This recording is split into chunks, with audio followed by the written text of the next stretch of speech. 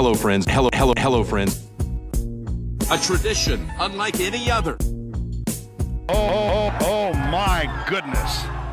In your life, have you seen anything like that? There it is! Adam Scott, a life changer. Mashed potato! Here it comes. Our great friends at Puma Golf are proud to introduce the new Ignite Articulate golf shoe, taking cleated innovation to the next level, thanks to an all-new articulating outsole, midsole, and upper that is designed to flex with your foot and deliver the highest level of support. Built to meet the rigorous quality, aesthetic, and performance demands of the world's best golfers, the Ignite Articulate combines Puma's tour-validated technologies in a lightweight, extremely comfortable package with a modern athletic silhouette that can handle any swing from any lie in any season. Make your move now. The Ignite Articulate are available in-store and online in Australia, starting from just $250. For more information, visit cobragolf.com.au.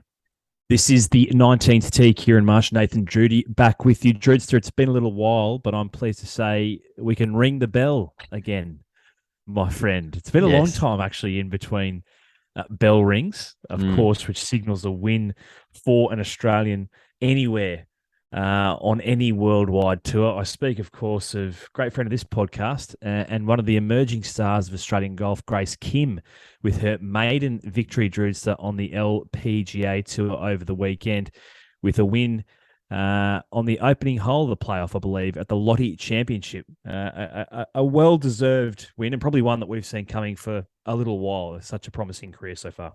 Well, yeah, she does. She's got a massive career ahead of her. We obviously know her talent. We've had her on the show, I think, once or twice now. And, just such a humble, honest competitor that, I think people in Australia aren't, hugely surprised to see her win on the LPGA. Perhaps maybe a little surprised as to how quickly it did happen.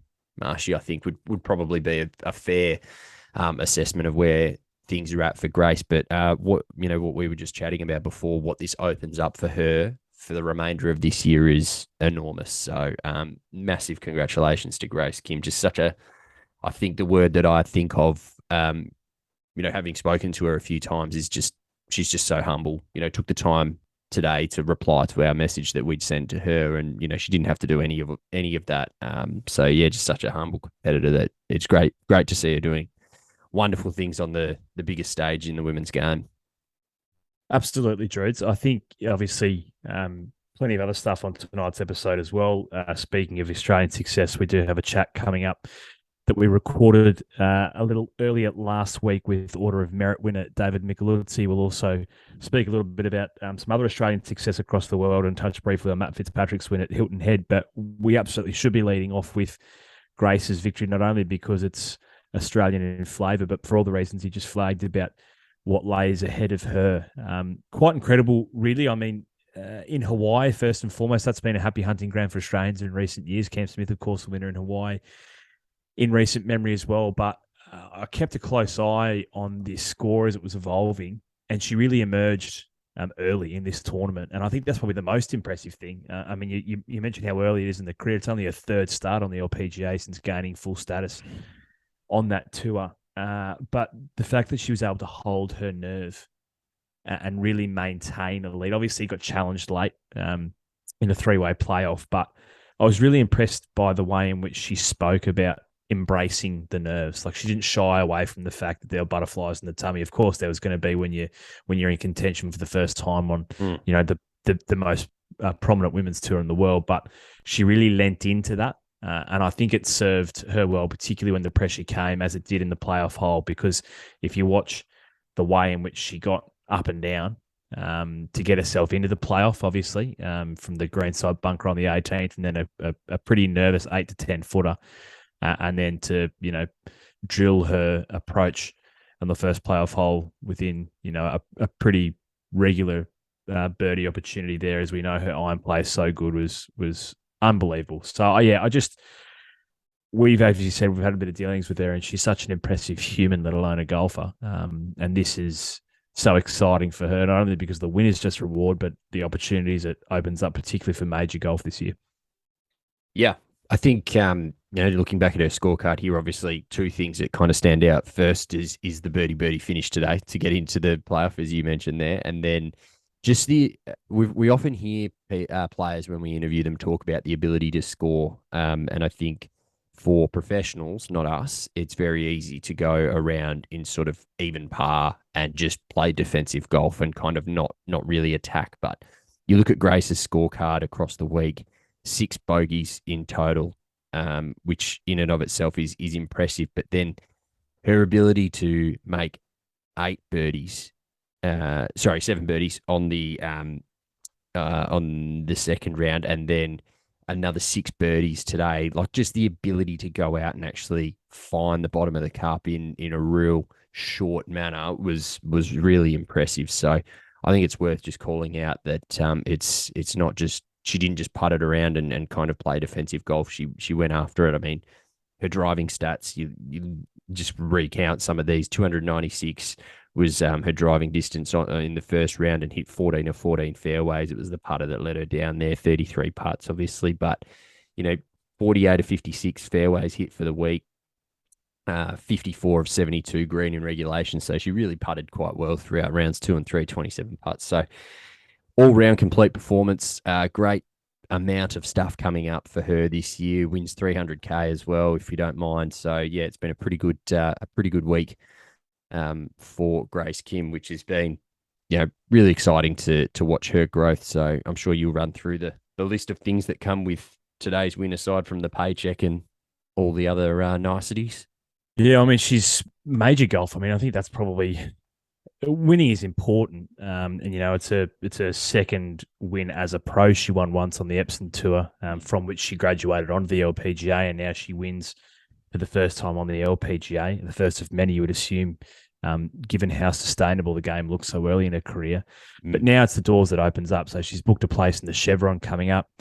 She's also, courtesy of winning the Lottie Championship, she's booked a place at the US Women's Open coming up at, ironically, given your choice of hat this evening, at Pebble Beach a little later in the year. And that's really, I mean, obviously she'll be there as part of Minjee Lee's title defence at the US Women's Open, which will be special in and of itself for Australian golf. But to have another emerging young Australian woman in Grace Kim on that stage will be enormous. And I think for her and her development, it will be regular, obviously LPGA top 5, top 10, top 20 performances, but then it's getting herself in the cut and thrust of major golf. We've probably been a little starved, I would think, given the quality of our players. Obviously, Hannah Green has won a major of late. Minjee Lee has won a major of late. But I think we ought to have won a little more, given how good those two players are. So to have another player of Grace's caliber, I think getting exposure and experience at a major level so early in her career, when we know the others that are coming through, the likes of Steph Kyriakou, who's making a name for herself in the European Tour, and then that other wave, your Cassie Porters, your Karis Davisons, your Kelsey Bennetts, who are yet to probably break out on to the international scene. I think Grace kind of, she's almost the first through the door of that next generation, which is so exciting for her. A former Australian amateur champion. We saw the hallmarks of this across the Australian summer, where she played very well. And the world's her oyster, not least of which with an extra 300 US in the skyrocket. So incredibly happy for her. As you said, she was good enough to come back to us today. Not only with the playing schedule, I'm sure the media schedule will become increasingly more booked in the next couple of weeks, but we will endeavour to get her on, give her a couple of weeks to let that sink in, and probably plan out what the remainder of the year looks like, and then we'll try and grab her somewhere in the US for a chat in the coming weeks. Sounds like a very good plan. What else you got before we throw to Mika? Yeah, well, obviously, a couple of other Australian results across the weekend. Brett Druitt, I think, is certainly worthy of a mention. Probably at a macro level, he'll be disappointed with his final round on the Corn Ferry Tour. He went into the final round of that event with a 5-stroke lead. And obviously, we're not talking about Brett Druitt as a winner here, but what we are talking about is yet another top 5 finish, which is really remarkable, the season he is stringing together. I believe it's his 5th through his first 7 starts on the Corn Ferry Tour. this season, projected to move up to second on the money list in the Corn Ferry Tour. And as we know, that the top 25, they graduate back up to the PGA Tour at the end of the season, and he'll be hard pressed to drop out of it, to be honest, given the way he's going. Sorry, I was looking here. It's a fourth top 5 finish from 7 starts, and moving him up to second on the money list. So 32-year-old Aussie certainly carving out quite the season on the feeder tour to the PGA. It wouldn't be his first time at the very top. It would be a return for Brett Druitt, but despite, I'm sure, a level of disappointment without being able to execute in the final round with that 54-hole lead, it is really firming up to be a really important season for Brett Druitt to get himself back to the preeminent tour in world golf, Druids. You're not wrong. Second, as you mentioned, also worth mentioning, currently Ryan Gibson is 5th on that list. The top 25 at the minute. I think he had another good week, if I'm not talking out my ass here. I think he was sort of in the top 50 again. And I'm scrolling down. Is there, I don't know, here we go, we could be completely getting out over our skis, but is there a minimum number of tournaments that you need to play to qualify to get your tour card? And the reason I ask that, I don't know if you know off the top of your head, but Jimmy Papadopoulos is currently 19th on that list, having played only the 2 events. He finished T68 this week. So I'm not sure if there is a minimum number of events that you do need to play. But the good news is three Aussies inside the top 25 currently as it stands. So plenty to go. I'm not going to make the error that I often do, and that's commit to something completely without being across it in detail. So I'm not going to be able to tell you right now definitively, Dreads, whether or not there is a minimum number to play. But what I will say is it's important that you mention those other names, because it's been a great year so far for Aussies on the Corn Ferry Tour. Druitt has won. So I mean, when I say it's his 4th top 5 in his last 7 starts, that includes a victory. Ryan Gibson's won, and Jimmy Papadopoulos was a runner-up at the Chilean Open recently. So 2 Aussie wins and a runner-up, and that consistency of Druitt. It's been a great season so far for the Australians. Obviously, you'll find those Corn Ferry Tour fields will start to stack the closer we get to the back end of the year, and it is much like the PGA Tour, or probably the old PGA Tour, not this new designated event model, the old PGA Tour, how the season really built towards a climax from a points perspective as well. So it will get harder. There's no doubt about that. And you'd probably be a little bit more nervous if you're a Ryan Gibson or a Jimmy Papadopoulos comparatively to a Brett Druitt. But Aussies putting their best foot forward on that tour, which is great. And we know a lot of the guys. We're speaking to Mika very shortly. By virtue of winning the Order of Merit, he's straight through to the final round of Q School for Corn Ferry Tour, as is Andrew Martin and Tom Powell-Hoare on the other top, rounding out the top 3 in the Order of Merit. A number of guys in the top 10 are exempt through the second round. So we'll be seeing plenty of Aussies, I would think, in this year and the next on the Corn Ferry Tour, Dreads. Yeah, 19 events to go on the Corn Ferry Tour, I just counted. So plenty of golf still to come, plenty of opportunities for those guys to firm up their spots. Also want to mention a runner-up finish for Kevin Wan at the International Series event in Vietnam on the Asian Tour. So he finished a shot behind Kieran Vincent, equal at 18 under with Anaban Lahiri, the barn. But yeah, great achievement there on the Asian Tour for, I believe he's from Melbourne, Kevin Wan, if I'm not mistaken. Yes. So it's been a pretty good weekend, all things being considered for Aussies. Went on the LPGA, runner-up on the Corn Ferry, runner-up on the Asian Tour. Fantastic stuff. Well, Cam Davis as well finished inside the top 10 on the PGA Tour. And did so with a fair bit of class. Typically, Druid's typically pure around the greens. I saw a chip in eagle there. But I think it was today. I think it was 3rd round. But yeah, mate, he's all time is Cam Davis. Need to get him on. We need to find a way to get Cam Davis on. So I'm very keen to have a chat to him. We should just touch on Hilton Head before we get to Mika. Obviously, Matt Fitzpatrick, a winner for the first time on the PGA Tour. Technically. Yeah, technically speaking. Does have a major under his belt. Yeah. Second time in America, first time for a PGA Tour event. I think would be the way to phrase it.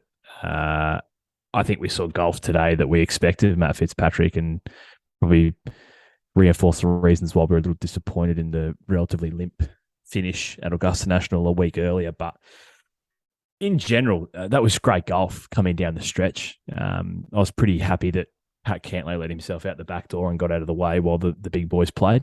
Yeah. And obviously, I would have loved to have seen my mate, as I wear the hat this evening, to pay homage to my good friend, Jordan Spieth. I would have loved to have seen Jordan go back to back. Of course, he was there to defend his title from last year, and he almost did it. I mean, I'm at a loss for words as to how the putt on the first playoff hole missed, to be honest. But Matt Fitzpatrick kept himself in the game and ultimately finished with, I would suggest, outside of Grace Kim's bunker shot on the 72nd hole to force her way into a playoff, Matt Fitzpatrick's approach on the fourth playoff hole was probably the short shot of the week, Drews. Yes. I would imagine. The 9-iron from 150, 160 to put it within 2 feet, to put a knife through the heart of Jordan Spieth was exceptional in the circumstances. Yeah. Look, he's good. It's just simple as that. He's pretty good, yeah. I've been on this bus for a long time that Matt Fitz can play, and obviously won a major, and I think there were still knocks on him even after that it was like, well, he knew that course so very well. Of course he was going to win. And it's like, well, he's still got to go out and do it. He's still going to win a major, and now he officially wins on the PGA Tour, as you said. At a course like Hilton Head, as well, in a big time event, RBC Heritage. It was one of the designated events that's kind of been put out. Obviously, there was a lot of talk with Rory pulling out and a few storylines heading in. Rahm pumped to be playing it, and kind of just there's many different avenues that were coming out of the golf media leading into this event off the back of what was a very exciting Masters tournament. And then Matty Fitz goes and produces the 63 on the Saturday was phenomenal, really. Like, just so clean and pure. And I think that's what frustrates me the most, is when you do see golf like that from Matty Fitz, and then you go and get the shit that he dishes up at the Masters. Bogey-free 63, was on 59 watch for a good little bit there as well. And then, Jay Spieth, your man, 5 under 66 today. Very, very unlucky for that putt not to drop, as you said, and goes to three playoff holes, 18, 17, and then 18 again. And that 9-iron was, that was stones from Matty Fitz. So glad to see him win. Obviously, a little disappointed for Spieth, and for you as well. But Thank you, Drews. Can't help but feel a little happy that Matt Fitz was the one to beat him, because he's a personal favourite of mine.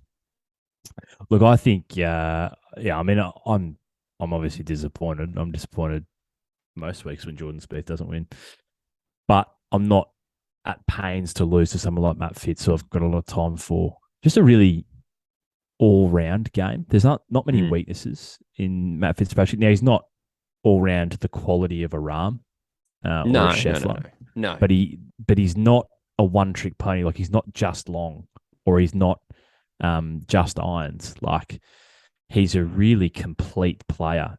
And I think really also pleasing to see him win when there's been a little bit of concern around, I believe it's been the neck for Fitz. I don't think it's been the back. I think Zalatoris was the back. I think Fitz was more the neck. There's been some concerns and some questions, a bit of an injury cloud hanging over him of late, particularly leading into Augusta. So, he's undoubtedly one of the best players in the world. And what I love in the back of my mind, right, already, I'm thinking Ryder Cup. And I love the form that Jon Rahm is in. I love seeing Matt Fitz step up like this. Shane Lowry is playing good, not great golf with time to improve. Tommy Fleetwood's certainly back in a little bit of form. So I'm loving this from a Ryder Cup perspective, with that just bubbling away in the back of my head. In terms of Jordan Spieth, look, obviously what matters are the 4 big tournaments of the year. I'm not going to relitigate Augusta, but this was good. What I was pleased to see, particularly in the context of his comments last week that he's exhausted, he's played too much golf. this tournament obviously means something to him. I was pleased to see him come back and play as well as he did, try and defend. I got to tell you, I'm really comfortable with how he's playing at the moment, and I absolutely, unfortunately, it doesn't align well in the context of the career Grand Slam, but I absolutely love him for the LA Country Club for the US Open. I genuinely, just the way he's playing in that course for him, big fan. So, look, that's Spieth. Just quickly, two things. What are your thoughts on Hilton Head? I don't know. It's not my favorite course on tour, but I kind of get the challenge that it presents some of the players. Like I don't know. I don't personally put it in like a Riviera class in my opinion, but I understand the challenge that it presents a lot of the modern players anyway. And I know a lot of people like Hilton Head. I think it's quite picturesque in a lot of places, but it just doesn't do it for me personally. I would rather see a Riviera or even a Pebble. It just shits me that we play the AT&T Pro-Am at Pebble Beach. It's just such a waste of that golf course. I don't know. What's your take on Hilton Head? Because I mean, it's got some nice holes. Like I quite like the finishing hole. I quite like 18. I quite like the finishing stretch. 17 and 18 are quite nice, but other than that, it doesn't fire me up that much. I love it. I'm a massive fan. So, and I probably look at it a little bit differently in the sense of these days, the way that modern golf and where modern golf has graduated to is there has never been a greater distinction between major championship golf courses and week to week tour tournament golf courses. And I agree. I think it's an absolute travesty that the AT&T is played at Pebble Beach. Nor do I think that Pebble really should be the home of a regular tour event. I think it should be elevated to we play majors there and majors only because that's the quality of a place like Pebble. But when you're talking about week to week tour events, there's a couple of places that elevate themselves. I think Riviera unquestionably is the best. It's the best of the rest. If there's four majors, if there's a Players Championship, it's number 6, Riviera, unquestionably. And then when I think of other places, I love Bay Hill. I love East Lake for the Tour Championship at the end of the year. I do like Jack's Place, but Hilton Head really is high on the list of. If I think about the rest of the season, there aren't many places that stick out to me. I like Austin Country Club where we play the match play, but who knows when we're going back there. But really, Hilton Head for me, I just really like. I like aesthetically, I like watching it, and I like the challenges that it presents. So, I have no other rhyme or reason. Just wanted to garner your thoughts. And then my second question was, how do you feel about the designated events? Because I think, on balance, it's been a home run so far for the PGA Tour. Like, not only have you had good golf, you've had your best players emerge to win those tournaments. Now, people would say, no shit, because they're all committing to play it. So invariably one of them is going to win it.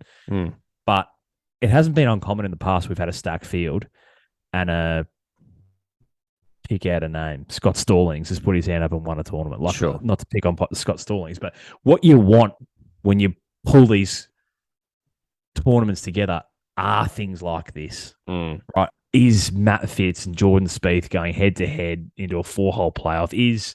I know it kind of fizzled out, unfortunately, but we had the makings of a Rahm Scheffler final at the match play. The players great. Well, the elevated events have really seemed to knock it out of the park so far. The one thing I struggle with is I felt a little shortchanged because I was so hungover from the Masters. I just felt like this. I think there's got to be a bit of spacing, and we've got to be smart about what we do through the next 2.5 months when we know we fit the biggest 4 tournaments of the year inside like a 10, 12-week period. We've got to be smart about how we space them out in between. I agree. I think that's a broader problem that golf has had for years is that we never have the opportunity to miss it, right? I'd totally be okay with having 2 weeks off post the Masters. Like, allow us all just to come down, digest what it really means, and then let's just get back into it 2 weeks appreciate later. it. Because I kind of feel like we've just like Jon Rahm won the Masters with an unbelievable final round, and it's like, cool, move on from Tuesday because we've got warm-up rounds and pro-ams and That's it. what? I don't understand. And I think perhaps my answer to your question about do I like Hilton Head would be different if it wasn't the week after the Masters. 100%. Like, I think it just feels like anywhere that you go is the victim of scheduling. And I'd love to know what RBC pay in sponsorship for that event compared to, say, Adele, when they pay for the match play in the lead-in, right? Like, RBC surely have to be getting a better deal out of that because they know that people aren't going to be as interested in this event following the week of the Masters. But yeah, I just feel we'll use the term victim of scheduling, right? Like, it's such a saturated term. But yeah, I think both your points are absolutely valid. What do I think of the designated events? Agree. I think it's done a very good job of bringing the best players in the world together. But the challenge that I think that the tour now has is what punishment does it give players who pull out? For example, Rory this week, right? Yeah. So it's what are they saying that they're not going to get their percentage of the PIP or a percentage of the PIP or whatever it is? But is that a big enough deterrent for players to not play? I get it's a very fine line. How do you if a player's injured, how do you deal with that as opposed to them just pulling out because they're tired or whatever? I don't know what the answer to that is, and I think it's a very grey line. But I think if we don't implement some rules and regulations around it that are actually a deterrent to these players, then we will start to see more and more of them continue to drop out as the load gets bigger particularly over the next couple of months, right? I tend to agree. And I think, like, obviously there's been no public word on the reasons as to why Rory withdrew. You obviously hope everything's okay and nothing untoward or unfortunate is happening. But yeah, you're right. I mean, I think a lot has been made of the importance of these events and the importance of everyone's involvement in them. And so when you don't, what are the consequences, if any? I think it's a good point. So we will keep an eye on that as they evolve. And of course, there's more changes again next year. But yeah, I think the model at a macro level is working with the ability, as always, for the PGA Tour to improve. I'm in total agreement. Briefly, before we turn our attention to David Micheluzzi, Live Golf comes to our shores. What a massive fortnight for Adelaide. Phenomenal. Obviously, the highly successful gather round last weekend in the AFL. Poor results for both of our teams, unfortunately. But on the whole, a great weekend of footy in Adelaide. And then they welcome the Kingdom of Saudi Arabia to their shores at the Grange Golf Club. We have obviously been reasonably critical of Live Golf. Neither of us are going to put up our hands and say we've tuned into YouTube in its infancy, and I'm not entirely sure actually how you watch it these days in Australia. No. I think maybe 7-2 are taking. I know I know 7 are taking this weekend. Are they? I believe they are, but I feel like I've seen Live Golf on 7 in recent months. So look, I haven't watched it closely. What I may not be a fan of the concept. I can't deny this is a great weekend for golf in Australia, and you can tell by virtue, if it isn't up already, it soon will be. That the sold out sign appears almost inevitable to go up. They're talking around like 60,000 people over the 3 days. Yeah, like phenomenal numbers. It will comfortably be the largest crowd that a Live Golf event has drawn, and I'm curious to see what sort of shot in the arm that gives the concept to come down here. Now, I don't think it's a coincidence. Greg Norman runs it. There are some very, very, very popular Australians as part of it. And broadly speaking, this is a region that's been neglected by the PGA Tour for better part of 2.5 decades. So I'm not surprised. No. But I wonder how that will be perceived globally to see the numbers that will invariably turn up to the Grange over the weekend. Well, I think it's sort of the first time that either of us are going to pay any real attention to it, right? Like maybe apart from the very first event where I think I watched half an hour of it, kind of the stream was pretty shit, so I turned it off. But I think it's going to be a really interesting week to kind of watch it from afar. I mean, honestly, if I hadn't have just come back from a 5.5 week trip in the US, I would have probably gone over. I've got some mates who are all flying over. They're playing golf. They're making a real weekend of it. So I look forward to getting their feedback from live on the ground. Couple of things that I would just like to mention about it. So the grounds passes, so just your GAs, are officially sold out, which is obviously an indication of how well supported this is going to be. What I will say is the corporate hospitality is very expensive. I was just looking at what's left available here. The cheapest corporate hospitality that you can get is $335 for a day, and that doesn't get you much. It gets you sort of a private balcony area in amongst a whole bunch of other people, and 3 drink vouchers. So it's not a great deal. Interesting. So perhaps they'll rethink that in terms of corporate hospo for future years.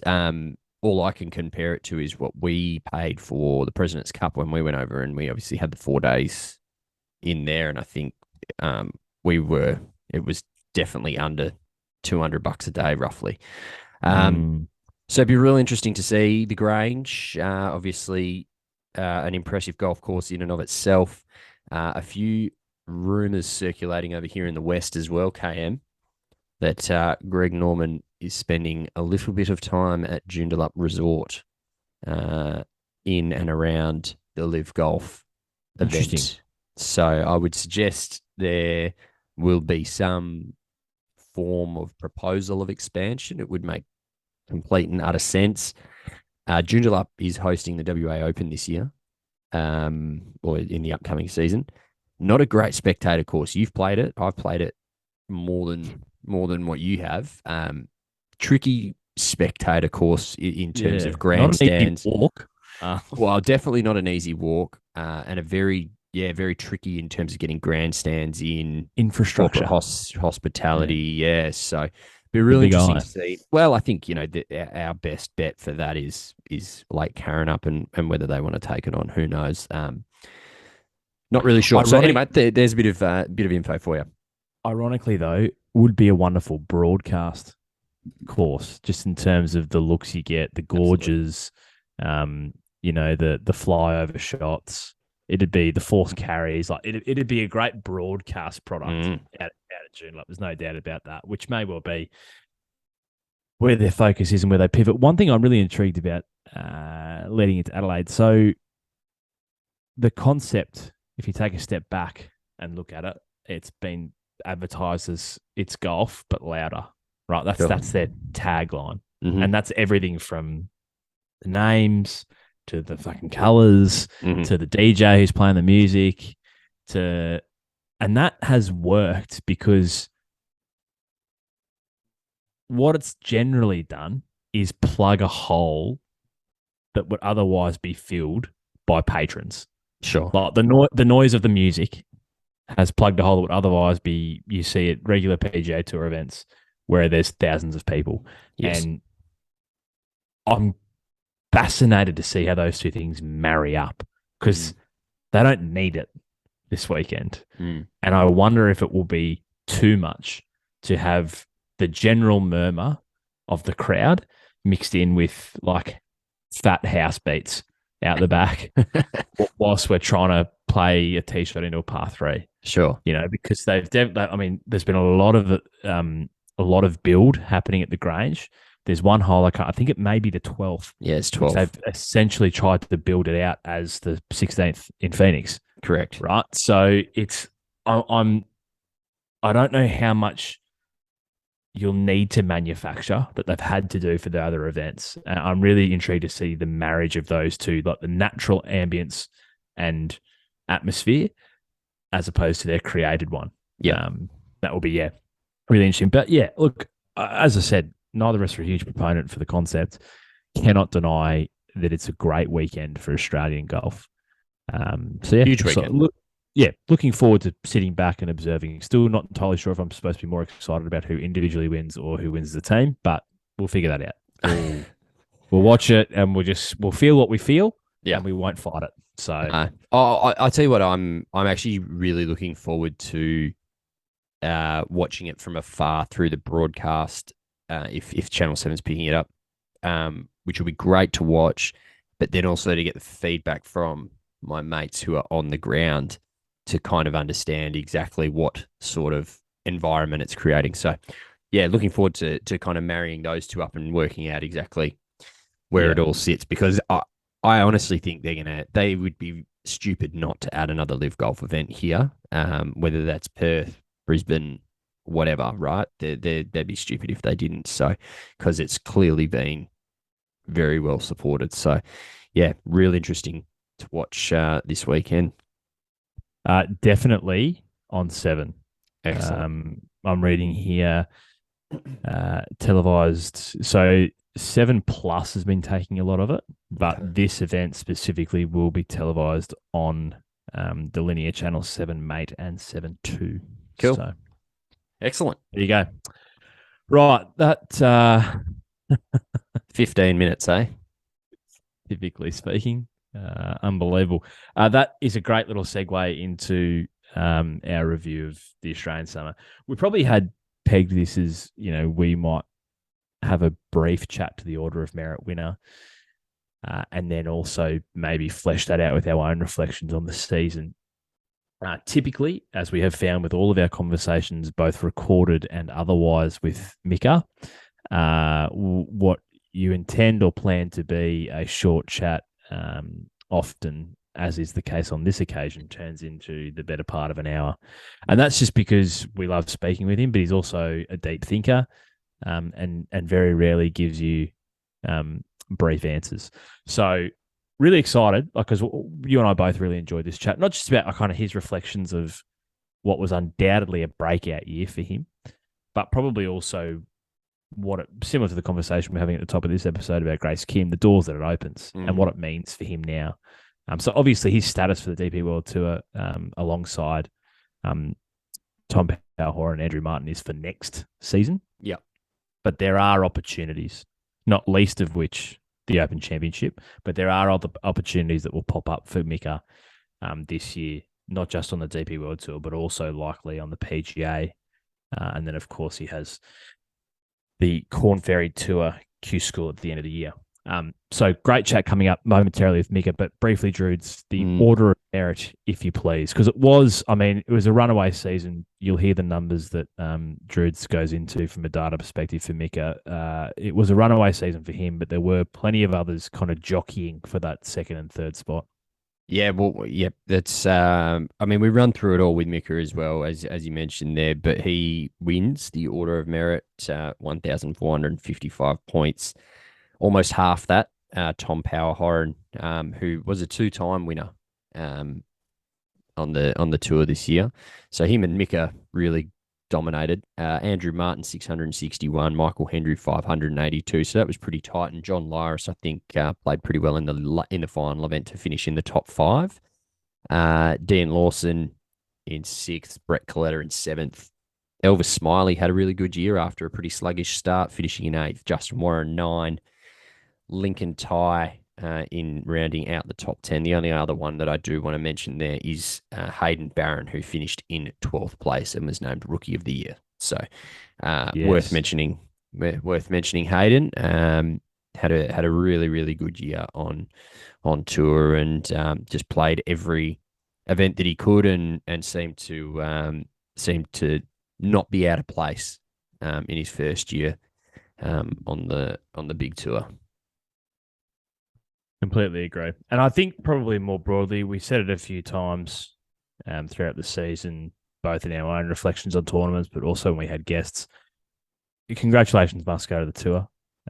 We flagged at the very beginning of the summer that this was such an important season to demonstrate the value of a full schedule.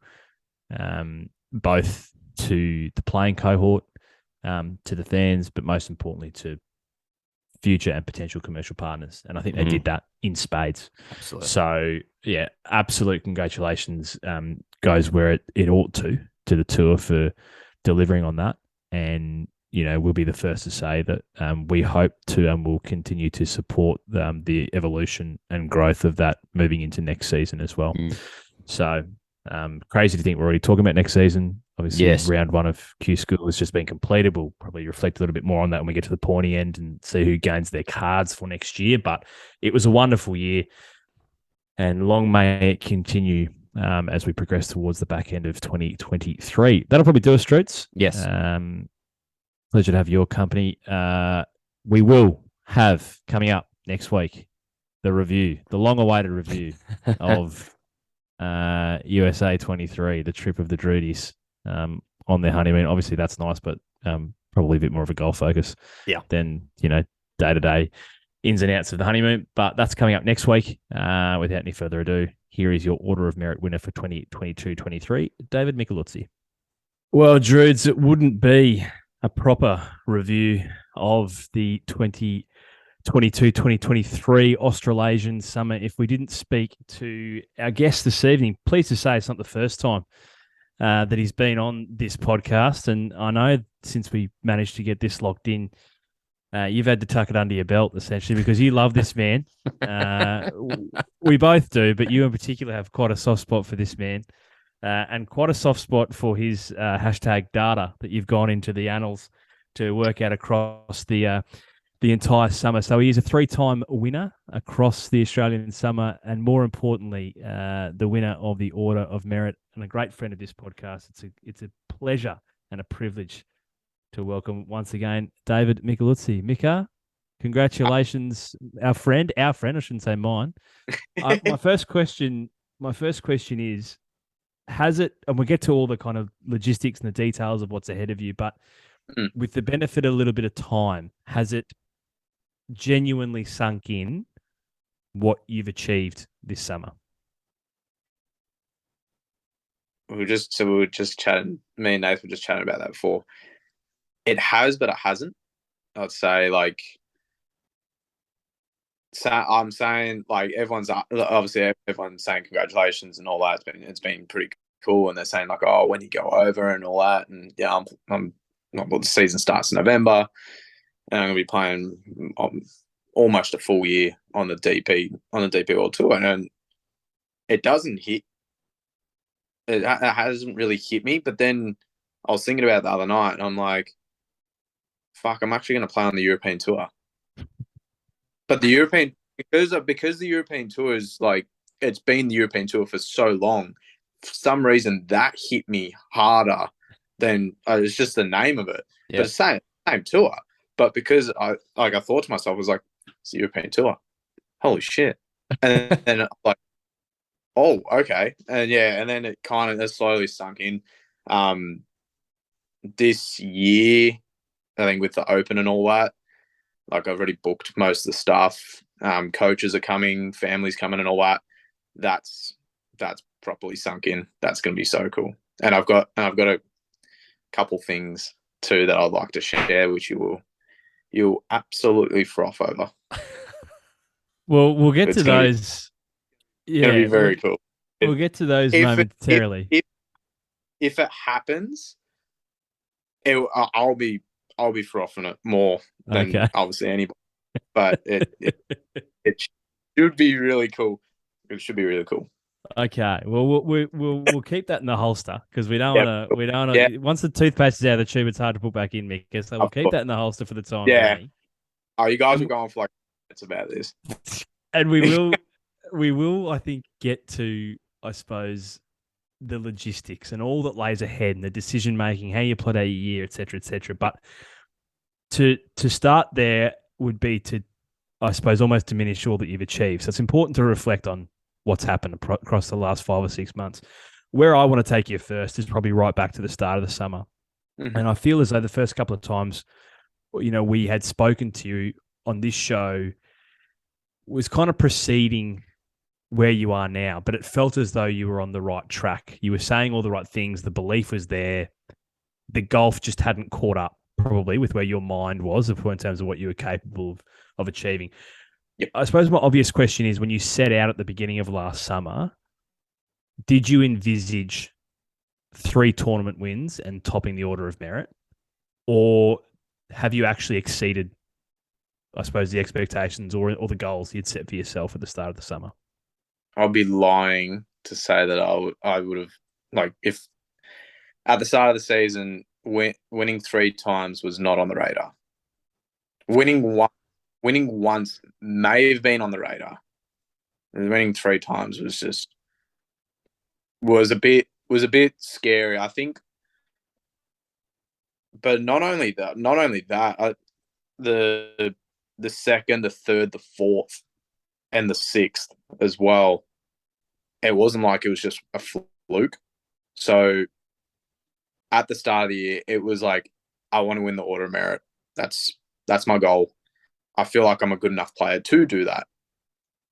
And I won the first event, and it was just like, wow, okay, well, let's try and make it 2. And obviously, it took a little while, but I had some decent results in there. And then the second one was just out of nowhere. Like, no one can predict 9 under in your last 10 holes to win a tournament. Like, that's shit you dream of. and stuff like people just won't get unless you actually see it. Like, you hear, like, people will tell stories, but like you have to seen it. Like, I think for the people being there, and well, me obviously playing and witnessing what I was doing, it was like I was watching myself a little bit. It was like I was like on 16 and 17 when I made those 2 birdies. I was just like I don't shock myself that much, and I was just like, what am I doing? Like, this is like I couldn't miss. When the front 9, I felt awful over the golf ball, and then so obviously got that one, and then New South Wales Open was just the best tee to green week I've ever had. I missed 7 greens for the week. I putted not that flush at all. I just hit it solid enough to make birdies on par 5s and then short par 4s. I made the occasional putt here and there. But yeah, to get back to your question, the three wins were just a bit of a joke, and it exceeded my expectations. I wonder, Mika, when you look back, right? Like, I look back to when obviously carried the bag for you here at WA Open to where you are now, and having watched your season obviously from afar, I feel like you're a very different golfer. And that's only in the space of sort of nearly a year, right? Like, is that a fair assumption to make? Do you feel like you're a different golfer from that 12 months ago where, you know, you played well at the WA Open? I think you finished around the 20th mark or whatever it was, but it feels like this year you were either, I don't know, felt more in control, or you were more aggressive, less aggressive. I don't know. It just seemed like, watching you from afar, it was like, right, this guy is here to play, and he's playing really fucking well. Yeah, I do feel different. I think one of the reasons why is that was like I've had invites on the PGA of Australasia for the last since I was an amateur. Like, I had invites and stuff like that, and then I didn't get my card through the invites. So I had to go to Q School and got Q School, and then played the season, and that was the season you caddied for me. That was my rookie season. Like, I've already been a pro for 2 years, but that was my rookie season just because of COVID and all that. But I played so many events before, like professional events before that. I played 3 European Tour events and an Asia Tour event and all that kind of stuff. But that was the first season where I've gone, I know exactly what I'm going to play. I played some of the courses a few times, but some courses it was the first time I've ever seen it. Like Royal Freo was the first time I've seen it. And there's a couple of courses this year where I hadn't seen, but most of them I had seen before. So being able to plan out a schedule, know what to practice leading up to events, I think was a massive key to the success I had. But also I think I've matured a lot since a year. Like, I'd had 5 months off. I knew what I needed to work on. Like, I finished 14th on the Auto Merit, but my short game was terrible. And I think it was just before you caddied for me, I started seeing a short game coach. And I think I mentioned it to you, like, I'm working on things and all that. Well, now that's really ingrained. Now I feel like the whole golf game is like, it feels like there's no weaknesses. So even if something is off one week, something will save it. So the 75 has become 70, 71. Those 4 shots can mean a win, a top 10 or whatever. I feel like a different golfer. I think the first tournament that I won was the first event of the season. Being up in the Order of Merit kind of gave me a lot of confidence, knowing I can close out tournaments when I'm up there. I still get nervous. Like, it doesn't look like I get nervous, but I get nervous.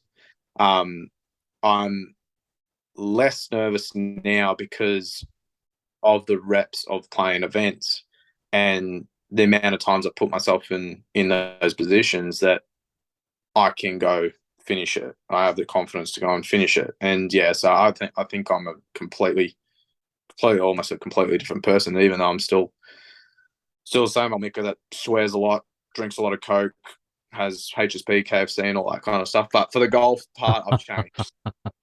It's still one of my favorite stories that you told me when we were caddying about when I think you might have told the Australian Institute of Sport what you ate the week you won. Oh, I think it might have been the Aussie Am or one of the tournaments that you won, and the look on you were describing the look on the dietitian's face after you told him that all you did was drink Coke and eat HSPs. And look, I relate a lot to that because they're both delicious. exactly.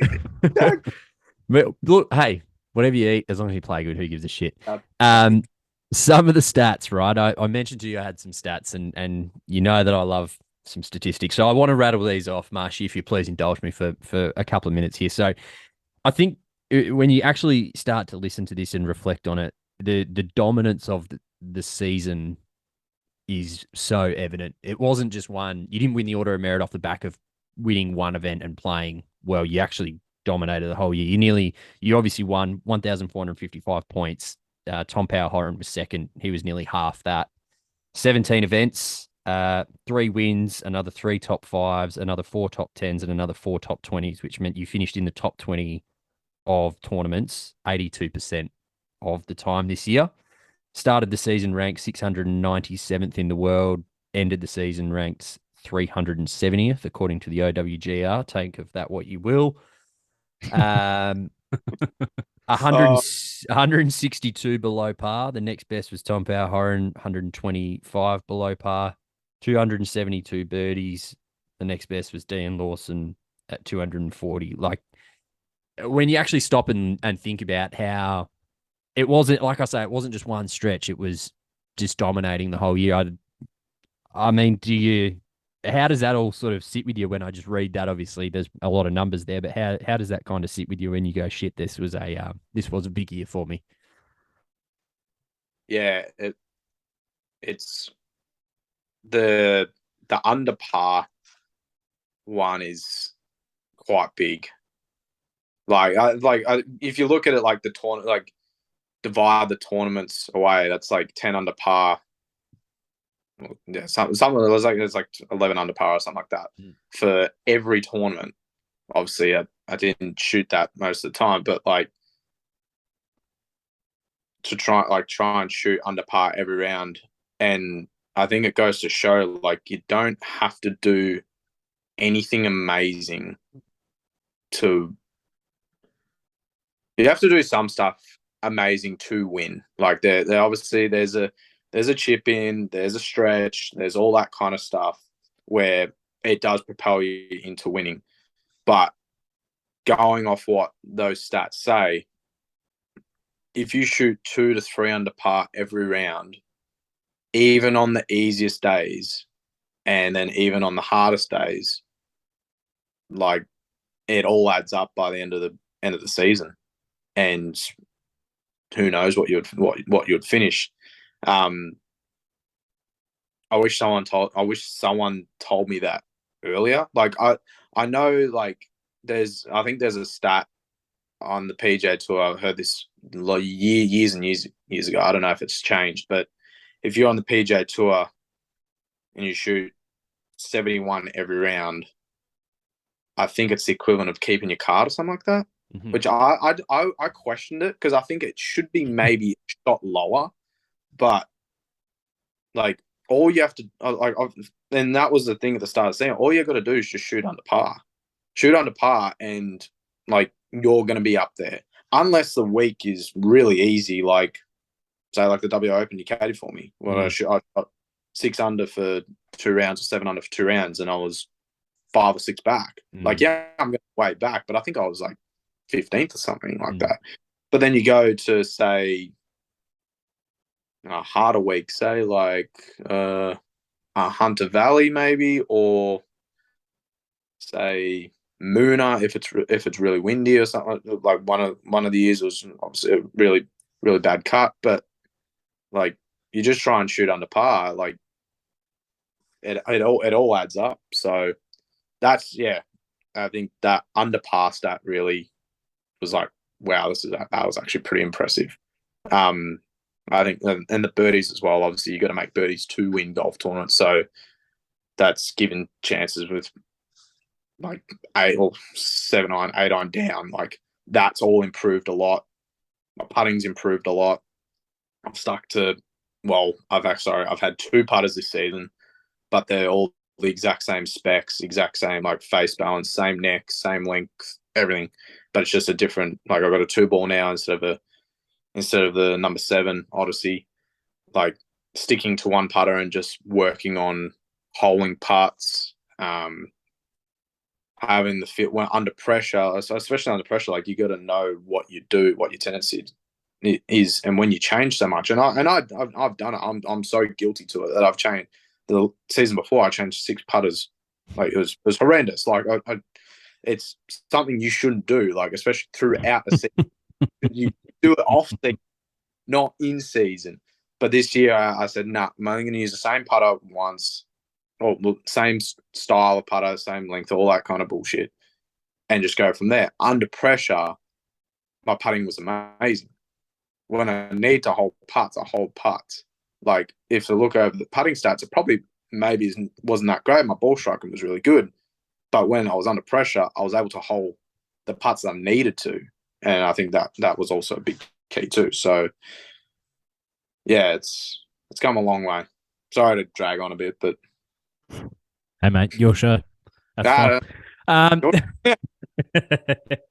I suppose in the context of the numbers and probably your answer just now, I almost want to revisit my first question in terms of your expectations, because it sounds almost strange to say that 3 wins is a surprise when you reflect on how well you've played collectively across the season, but it almost becomes a process outcome question. So what do you take more joy from on reflection? Do you take more joy from winning 3 times, or do you take more joy from reflecting on how good you were on balance across the entire season? Fuck, that's a good question. Only ask him. Only ask the good ones, mate. That's No, but I suppose what I'm getting at, right, is that like you weren't playing that golf at the beginning of the year, but you certainly felt you were capable of it. Yeah. So if you play the golf you're capable of, winning seems to become an inevitable outcome. You're not going to do it every week. Sometimes you're going to play your best golf and someone's just going to play better than you. But unless you're playing like that, you're not going to give yourself a chance. So I don't want to answer the question for you, but it also almost seems as though playing at that level drives more joy because you know you're giving yourself the best possible chance. And if you don't win, it's going to take someone pretty fucking good to beat you. Yeah, I think the feeling of winning is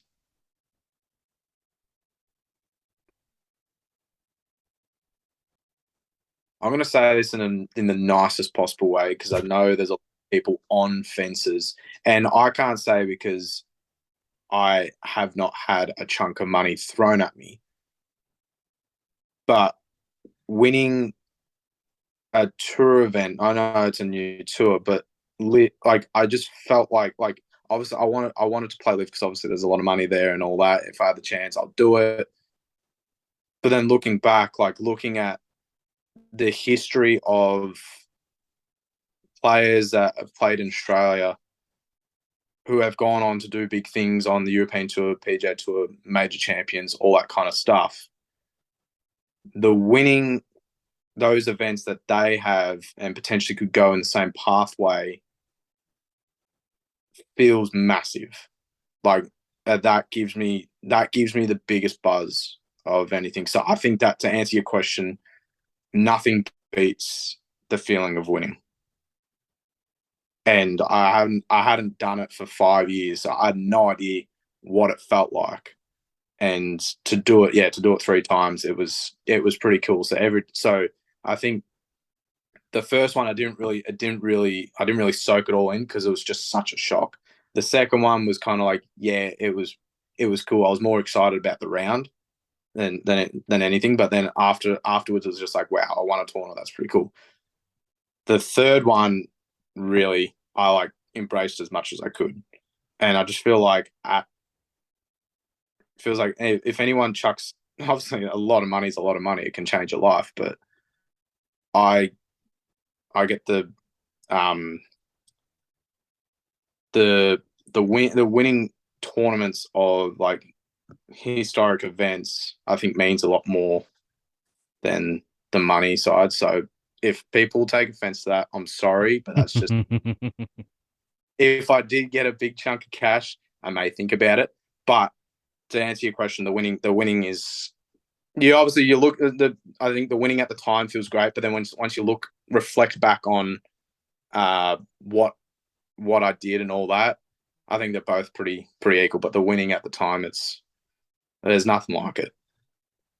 So, with that in mind, is there a favorite memory from the past 6 months? Is it, I mean, I know you've just kind of plotted out those wins, the first being a shock, the second you were more caught up in the, 9 under through the final 10 holes, the third one you actually take the time to soak it in and kind of live in that moment. So maybe that does answer the question, but is it one of those 3 wins? Is it the moment you knew you'd secured the order of merit and, therefore your future? Or is it a random afternoon on a round 3 that you really enjoyed? I don't know, but you've had a career year, right? So is there a moment in particular that stands out to you when you reflect on it? The only shot I can think of, and I think it was more because of the situation I was in. So Vic Open, I was playing all right through 2 days. I was I think I was like third or fourth last group. I was up there, but I wasn't quite. Well, obviously way behind Mike Hendry's. Obviously shot 8 and 10 under around those 2 courses, which is just a joke. It's so good. So I was way back, and I was 3 over through 8 on the third day. I finished 3 under, so that was obviously really cool. The fourth day, I think I was sitting around about the same, about like 7th or 8th or something. I bogeyed my first 2, kind of got it back, and then I was about even par through 14, and I noticed that I was coming tied second. So I was like, and people don't know this event was double points. So the higher up I finished, obviously the better for the order merit and all that. It's huge. I birdied 15, 16, made a good par on 17. And on 18, I hit this awesome 2-iron down there. The second shot will live in my head for the rest of my life. And I think it was on. I think I've posted it a couple of times on Instagram. But it's my favorite golf shot I've ever hit in my life. This 3-wood from 240, blowing 20 or 30 into Like, it was just getting it around the green would have been unreal and give myself a chance for birdie. But I hit the thing to 20 feet. That was like, it was like, I'm like, that's the best shot I think I've ever hit in my life. I think, and also under the situation of going, I think I came second by 2 or something like that. But I was proud of finishing the way I did to come second, but that shot on 18 will live in my head for the rest of my like it. I'll never forget the feeling. As soon as I hit it, it was like I was just watching the golf shot, so I knew exactly what it did. It was one of the coolest moments. So that beats all 3 wins. I reckon you'd be the only player I reckon to ever say that 3 wood to 20 feet beats your first win and B winning 3 times, including a stupid stretch of holes. But I just can't think of any moment like the birdie on 18 at WA was pretty cool. Obviously the stretch was really cool at TPS. My back 9 at New South Wales Open was really cool. But just for some reason that shot, I still think about it because it was just like a wow like moment. I was just it was bizarre. But it was weird. I only hit my 3 wood like 240 in the air, but for some reason it was 240 to the pin, and I think I flew it like around front edge, so it carried 220. But like straight up, boys. I'll have to go back and find the video. I reckon I've watched it at some point, so I'll have to go back and find the video of it. Have you? We were kind of chatting a little bit before we hit record. Like, have you kind of thought about the remainder of obviously 2023, what it all sort of means for you now? The season is done. I mean, judging by your Instagram, it looks like you've been playing a little bit of golf just casually anyway, keeping, I'm sure, the touch going. Obviously, European Tour, you'll be playing on that, which is incredibly special in and of its own right. I think reading online, final stage of Corn Ferry Q School, I think, also comes as part of this. I think that's in November and in Georgia. So, I mean, there's a lot coming up. Have you sort of thought out what the remainder of the year is going to look like? Because it's going to be very different in a good way for you. Yeah, of course. I've done a few podcasts, so obviously if people have listened to different podcasts, there's going to be so many, so people might think I'm bullshitting. He saved his best answer for this one, is what he's trying to say. Yeah, yeah. A lot of moving things that are changing. I'm saying that there could potentially be an event here. There could be an event here. I'm going to Korea in 2 weeks, definitely, for a DP World Tour event. I think it's the week, or I think it's from the 27th to the 30th of April. After that, there may be a couple opportunities in America, maybe. So it's not. Then I think I might be home for a little bit before the Open, but I just don't know because an invite could come out of nowhere. But the Open definitely from I think it's the 20th to the 23rd of July. And then after the Open, there looks like to be some opportunities on DP. Cool. So potentially a few invites, mainly in Europe. Don't know yet. I don't know which events, so I can't say. But all I know is the season starts for next season. I think in November I think it's Aussie PGA might be the first event. Obviously, I'm going to play them too, and then see what my category actually gets me into as well. So this year, I'm trying to finish inside the top 110 to improve my category for next year. So if people don't know, there's different categories: winners category, finishing certain amount on the race to buy, certain amount, the next certain amount, and then after after 120 goes down certain categories, so you don't get into certain events. Then Q school and all that. So I'm in front of Q school, which I can't remember what category it is, which from what I've seen in the past, looks like it's going to be most events except for the Rolexes, which I can deal with. I can try and work my way into the Rolexes. So I don't know what exactly I'll get into, but I'll try and keep you guys posted. But for this year, it's just, yeah, take it as it comes, really.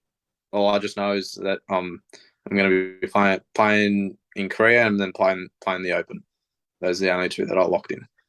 It's almost funny, Mika. It's like the man dying of thirst walking into an ocean. Really, there's just so many options now, right? Like It's been this dearth of half a decade, and now shit, I don't know where I might go, which is fascinating, really, when you think about it.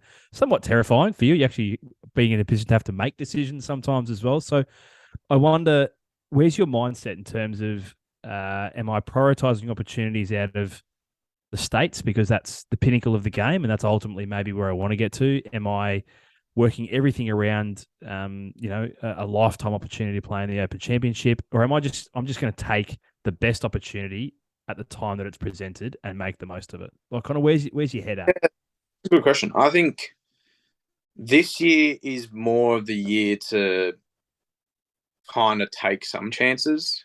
So if I do potentially get those couple chances in America, they are PGA Tour events. If it does happen, that's amazing. The Open counts as well. So to try and to get a card on the PGA Tour, you've got to exceed a certain amount of points to then get it. So pretty much as it comes, I'll take between the DP World Tour and the PGA Tour. I'll take as much as I can for this year.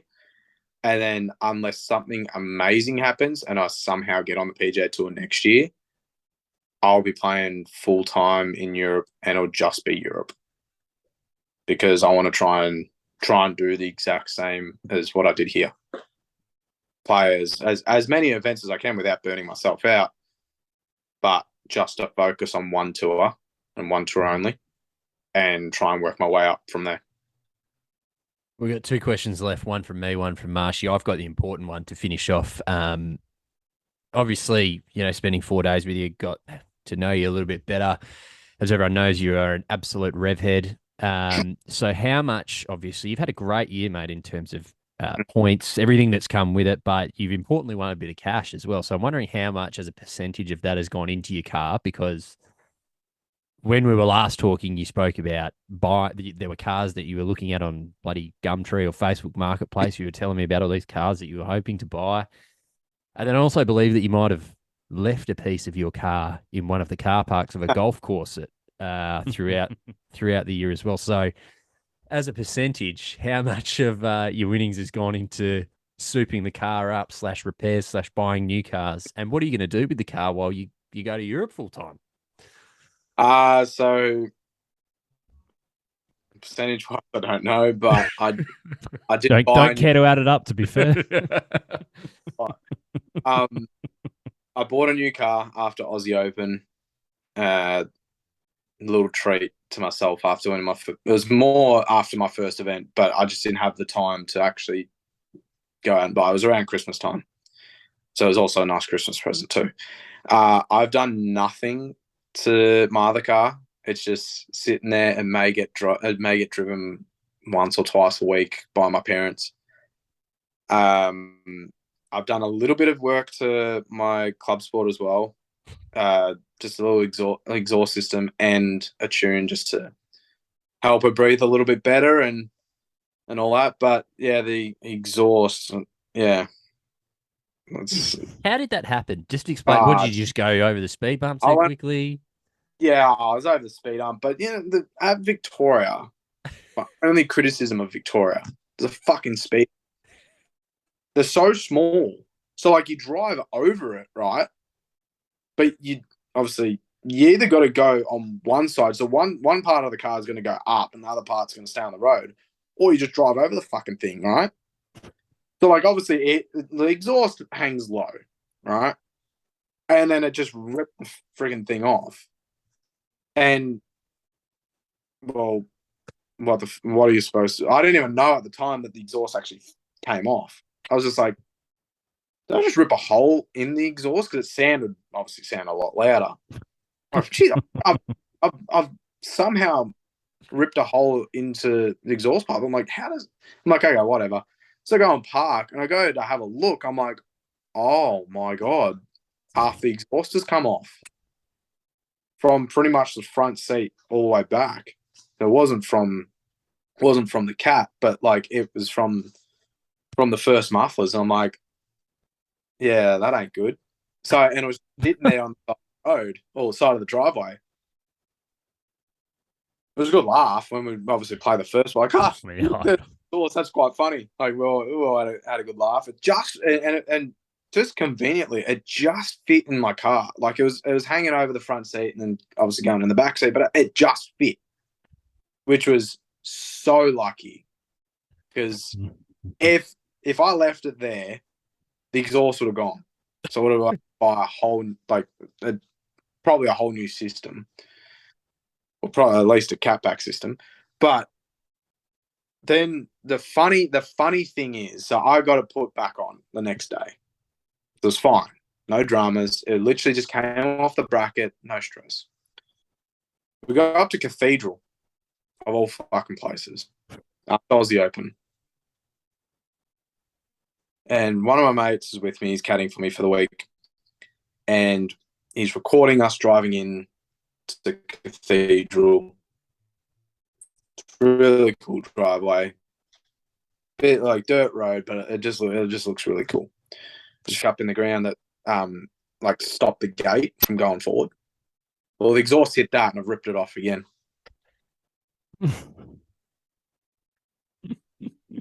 So I had to drive 2.5 hours back without half an exhaust. So somehow I didn't get pulled over, which was so lucky because it just looked like an absolute like paddock basher, no exhaust, just absolute skid pig. It just looked awful.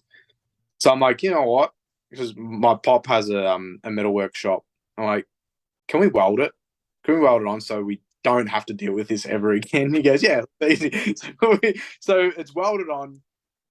I hope to God that it doesn't come off ever again because that is just the worst feeling. So that's the story about the exhaust. But I did get I got a HSV Club Sport after Aussie Open as a treat for my first win and all that, and it's just such a good car. It's fast. It's decently loud. It's not crazy loud, but it's decently loud. It's just so much fun to drive. Well, final one from me. Be remiss of us not to give you a platform to speak about outside of yourself, your favourite golfer in the world. If there's one thing you post about as much on your social media outside of your own car, anything to do with Red Bull racing, it's Jon Rahm. Big Jon Rahm fan, massive fan of the Spanish Stallion.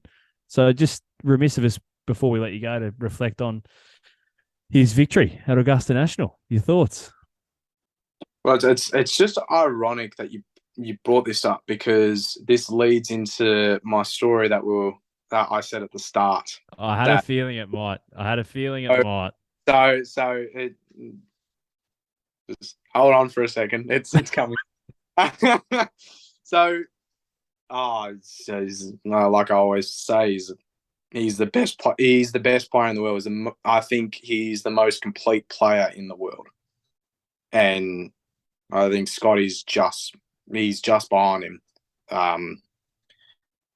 It's just to win by 4 after 4 putting the first and play on the worst side of the draw has got to show everyone that he is the best player in the world. Because 4 putting the first, I know it's demoralizing. Like it's your first hole of a major championship. Like of all things you want to do is do that. And he shot 9 under in his next 17, shoots 7, then has all those delays. He plays through all those delays, the way he played in that rain was just crazy. I watched the start of the middle of the third round, so it came on late here, and just looked solid. And it was funny because one of my best mates, he dates my sister. We were watching it together, and we're just like, Rahm's going to win this. He was 4 back. I'm like, Rahm's going to win this. He just looked so good. And then I had a snooze and woke up, and he was, I think, 1 or 2 in front, and then just doesn't make a mistake. And that's why I say he's just the most complete golfer, because he drives great. He hits his 3-wood and utility great, like off tees when he needs to. His iron play is amazing. His short game's probably just as good. And people say his putting's not that great. I think he putts it awesome. I think it's so natural how he putts it. I just think that, yeah, it was dominant. And he's won 4 times this year. It's hard to say that he's not the best golfer in the world. So the official world golf rankings, even though I hate you, he's now the best in the world, which thank fuck for that, because if he's not, then but so Rahm is one of my favorite. He is my favorite golfer. He's a part of my favorite golfers, but he in particular, I just love how fiery he is. I love the passion he plays with. I love the shot shaping, the imagination around the green. Yeah. How he gets fired up. It's your shared Mediterranean heritage. That's what it is. I was going to say, it sounds It's like good. you, Mika. It sounds like you, mate. May have something in common. He's part of the same management group as I am. And I sent my manager a message after he just tapped in. I just said, mate, that was incredible. Like, just obviously some of the best golf I've ever seen through those conditions. Obviously, the score wasn't crazy low, but like you can tell he dominated. I'm like, I would really love to meet him at the Open. Like obviously, I'm going to be there. Like, I'd love to have the chance just to meet him. And he said, mate, definitely, we can make that happen. And then he sent me a message saying, it was a screenshot of a chat between Rahm's manager and him, saying like, I think he tagged him in something I said that Rahm is my favorite player, and then we're part of the same management group and all that. And so Rahm's manager goes, yeah, we're definitely getting them to meet and all that. And then my manager hinted, so it's not obviously not finalized, but a potential practice round with him. Yes. Are you going to be okay for that, though? That. Like, are you? We love that. Is that the best preparation for you at the Open? I'm not sure this is what I'm just thinking. I'm gonna be, like maybe just, I don't know, before the Irish Open or something, but maybe not the Open. Yeah. Jesus. Yeah. I said, my first reaction was like, "Holy shit, awesome!" And I'm like, "Mate, if you can make that happen, I will love you forever." And he goes, "I'll remember that." I'm like, "Mate, so will I." No shit. Like, I will remember that. You won't have to remind me. Yeah. So fingers crossed. Everything's crossed that does happen. If not, I'd love to meet him and obviously just get to speak to him and all that. That'd be so cool. We're kind of similar in age. I think he's only 2 years older than me, so still quite young. But he feels like he's 35 or something like that, because he just feels like he's done it, Mika. It's because he fucking looks it. He looks it, but like he's won I think 20 or 21 times around the world already. I know Tiger was doing that at 17, but he just what he's done and how young, it's just so special. I think it's a one in generation golfer, and to be in the same management group is just that was just a blessing in disguise. Like, it was just so happened to be, but yeah, to be able to potentially meet him and potentially play a practice round with him, that'll be career mate, I reckon. Pull the pin after that. Yeah, pretty much. I'll be done. I'll be done after the practice round. I'll be shit myself. Yeah. So, well, look, we from memory, we spoke to Jed Morgan from the Players Lounge of St Andrews a day or two out from the Open Championship last year. So I think we'll have to lock in a similar chat, particularly if this comes across, because I want to know how many shots you're going to give up in the first round, still thinking about your practice round with Jon Rahm. The Open Championship. We're going to have to make that happen, I think. Yeah.